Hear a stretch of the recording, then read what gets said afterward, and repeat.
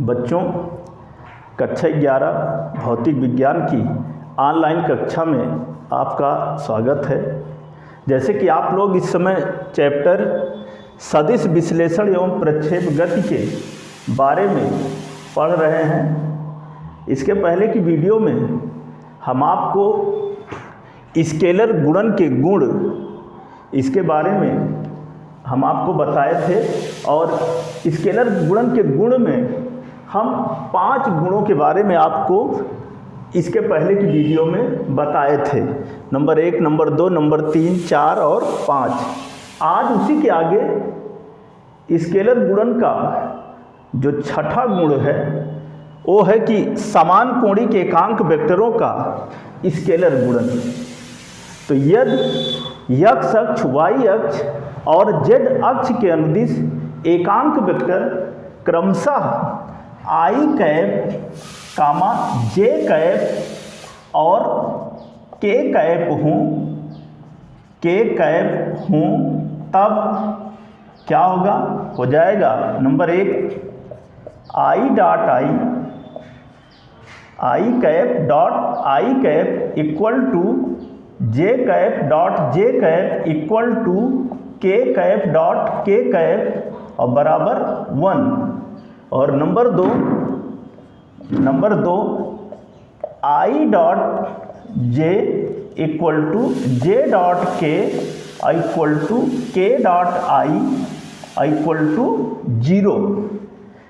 हमने कहा कि i cap equal to j equal to k बराबर 1 होता है और i j equal to j k equal to k i equal to 0 के बराबर होता है।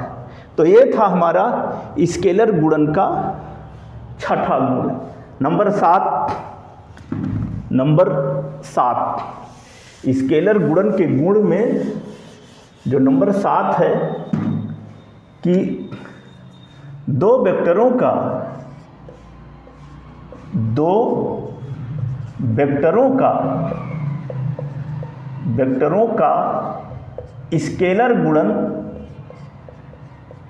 स्केलर गुणन उनके आयताकार घटकों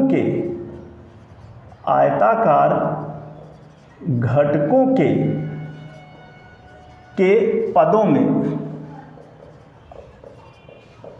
में हम मान लेते हैं कि माना कोई दो वेक्टर A व वेक्टर B हैं जिनके आयताकार घटक vector A equal to ax i cap plus ay j cap plus az k cap और वेक्टर B बराबर bx i cap plus by j cap plus bz k cap हैं, तब scalar गुणन क्या हो जाएगा? Vector A dot vector B बराबर ax i cap plus ay j cap plus az k cap और dot bx i cap plus by j cap plus bz k cap बराबर क्या हो जाएगा? ax i से पहले इसमें मल्टीप्लाई करेंगे, हो जाएगा ax bx i cap dot i cap plus ax by i cap dot j cap और plus ax bz i cap dot k cap. अब ay j कैप से गुणा करते हैं तो हो जाएगा plus ay bx j cap dot i cap और plus ay by j cap और डॉट j कैप और plus ay bz j cap dot k cap और प्लस az k कैप से इसमें गुणा करेंगे तो हो जाएगा az bx K cap dot I cap plus A Z B Y K cap dot J cap plus A Z B Z K cap dot K cap मान रख लेते हैं। जैसे कि अभी हम इसके पहले समान कोणिक एकांक वेक्टरों का जो गुणन बताया उसके अनुसार I dot I J dot J और के डॉट के की जगह पर 1 हो जाएगा और शेष जो हैं उनकी जगह पर 0 होगा। तो मान रखते हैं हो जाएगा क्या, ए एक्स बी एक्स इंटू 1 और प्लस ए एक्स बी वाई इंटू 0 और प्लस ए एक्स बी जेड इंटू 0 और plus A Y B x into 0 और plus A Y B Y into 1 और plus A Y B Z into 0 और plus A Z B x into 0 और plus A Z B Y into 0 और plus A Z B Z into 1 हो जाएगा। अथवा vector A dot vector B बराबर A X B X plus A Y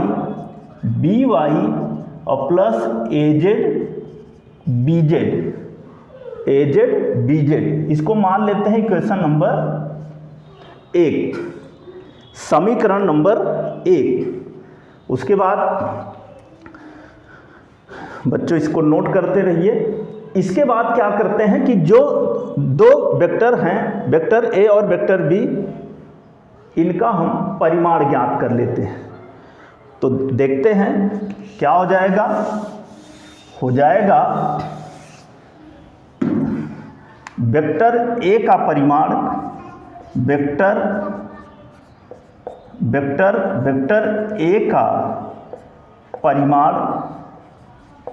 परिमाण A बराबर mod vector A equal to under root A X square धन A Y square और धन A Z square तथा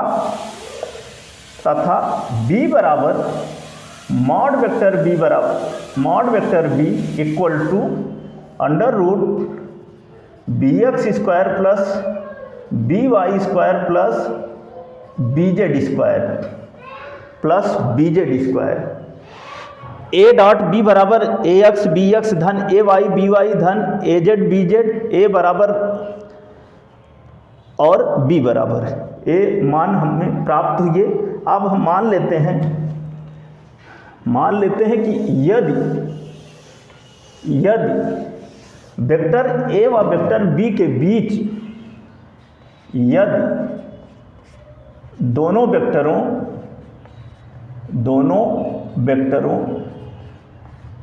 वेक्टर ए व vector B के बीच कोण थीटा हो तो क्या होगा। हो जाएगा vector A dot vector B बराबर ए बी कॉस थीटा अथवा कॉस थीटा बराबर हो जाएगा vector A dot vector B और पूरे के बट्टे ए बी। मान रखने पर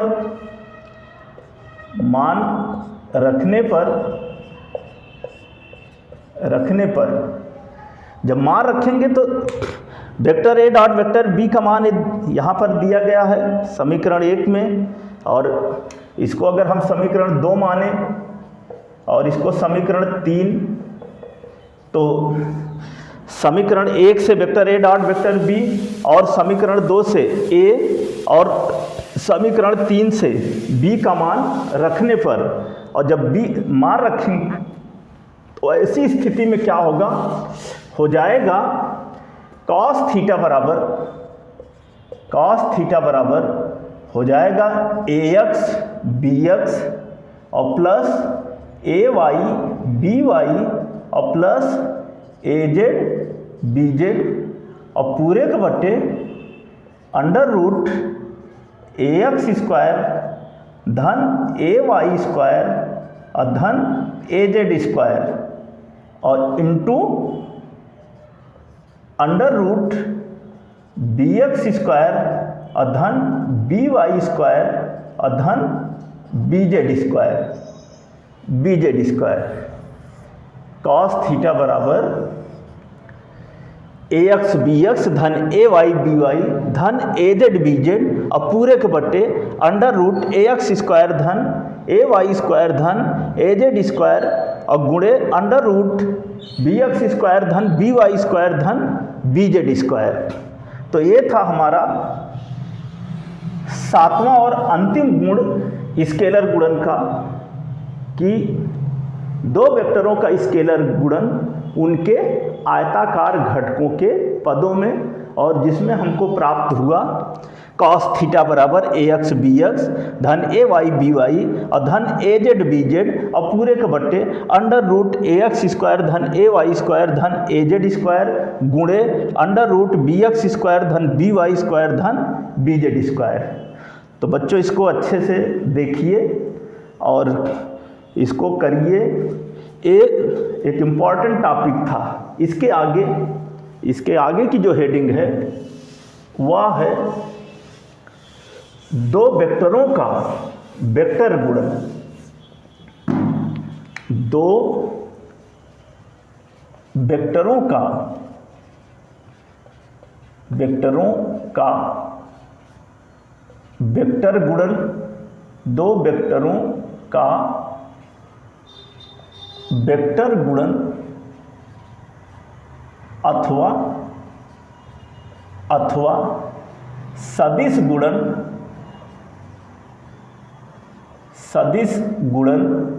अथवा क्रॉस गुणन। ये दो वेक्टरों का जो गुणन है यह सदिश गुणन और क्रॉस गुणन से भी जाना जाता है। तो होता क्या है कि दो वेक्टरों का वेक्टर गुणन उन दोनों वेक्टरों के परिमाण और उनके बीच बने कोण की ज्या के गुणनफल के बराबर होता है। ज्या का मतलब साइन।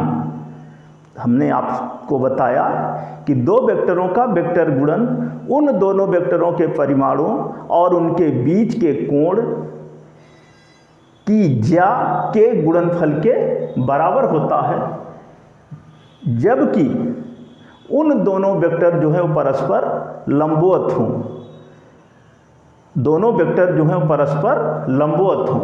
हम मान लेते हैं कि माना कोई दो वेक्टर A व वेक्टर B हैं, तब क्या हो जाएगा? Vector A cross vector B vector गुणन को हम क्रॉस से प्रदर्शित करते हैं। तो यदि दो वेक्टर A व वेक्टर B हैं तो ऐसी स्थिति में क्या होगा?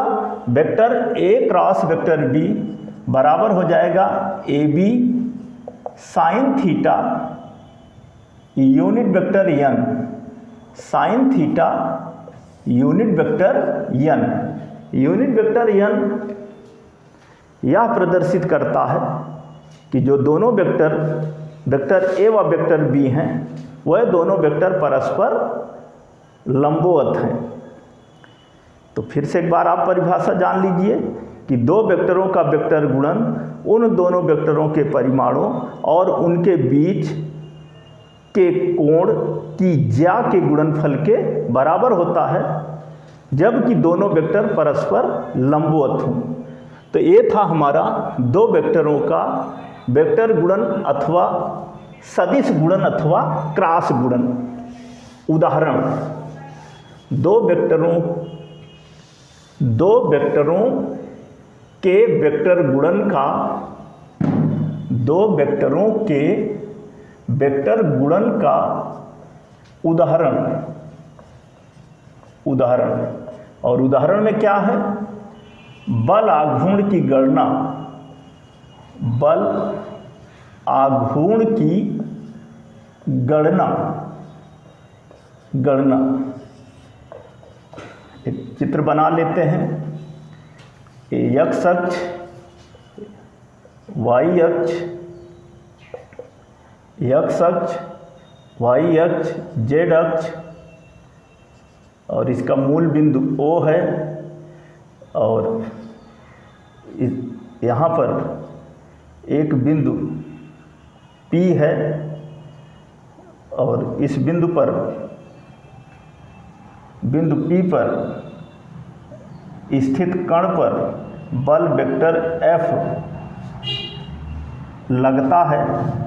मूल बिंदु से बिंदु P के बीच की जो दूरी है वह वेक्टर R है, और बल आघूर्ण को हम वेक्टर टाउ से प्रदर्शित करते हैं।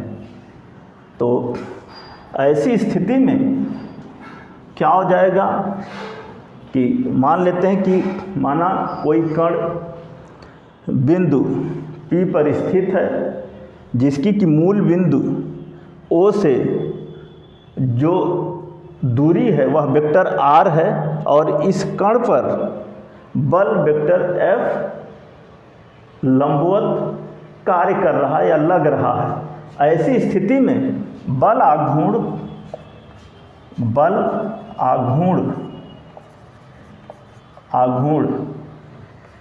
बराबर हो जाएगा vector R cross vector F, और बराबर R F sine theta unit vector n, vector tau equal to R F sine theta unit vector n। और यूनिट वेक्टर n यहाँ भी यही प्रदर्शित करता है कि बल वेक्टर f और स्थिति वेक्टर r, ये दोनों जो है परस्पर लंबवत हैं। तो ये था हमारा दो वेक्टरों के वेक्टर गुणन का उदाहरण, और उदाहरण में क्या, बल आघूर्ण की गणना करना। तो बच्चों, आप इस वीडियो को ध्यान से देखिए, शुरू से अंत तक देखिए, और जैसे हमने आपको बताया उसको ध्यान से सुनिए और समझिए, आपके समझ में आएगा।